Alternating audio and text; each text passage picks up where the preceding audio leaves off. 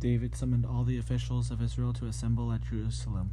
The officers over the tribes, the commanders of the divisions in the service of the king, the commanders of thousands and the commanders of hundreds, and the officials in charge of all the property and livestock belonging to the king and his son, together with the palace officials, the warriors and all the brave fighting men.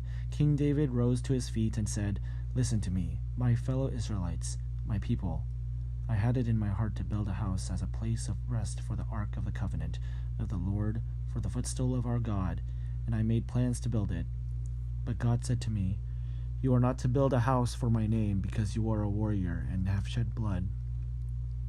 Yet the Lord, the God of Israel, chose me from my whole family to be king over Israel forever. He chose Judah as leader, and from the tribe of Judah he chose my family, and from my father's son he was pleased to make me king over all Israel. Of all my sons, and the Lord has given me many, he has chosen my son Solomon to sit on the throne of the kingdom of the Lord over Israel. He said to me, 'Solomon, your son is the one who will build my house and my courts, for I have chosen him to be my son, and I will be his father. I will establish his kingdom forever if he is unswerving in carrying out my commands and laws, as is being done at this time. So now I charge you in the sight of all Israel and of the assembly of the Lord, and in the hearing of our God, be careful to follow all the commands of the Lord your God, that you may possess this good land and pass it on as an inheritance to your descendants forever.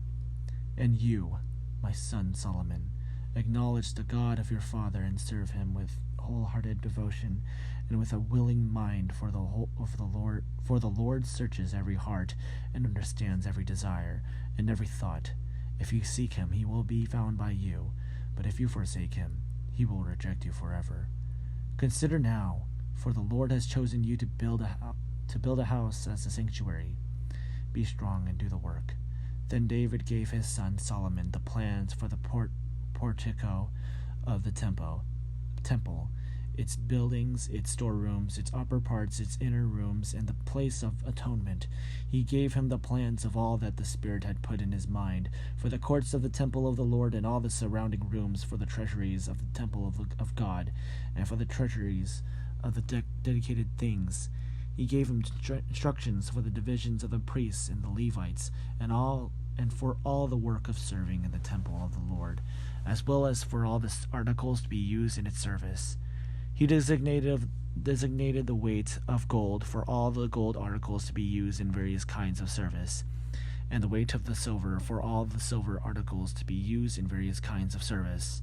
The weight of gold for the gold lampstands and their lamps, with the weight of each lampstand and its lamps, and the weight of silver for each silver lampstand and its lamps according to the use of each lampstand, the weight of gold for each table consecrated bread, the weight of silver for the silver tables, the weight of the pure gold for the forks, sprinkling bowls and pitchers, the weight of gold for each gold dish, the weight of silver for each silver dish, and the weight of the refined gold for the altar of incense.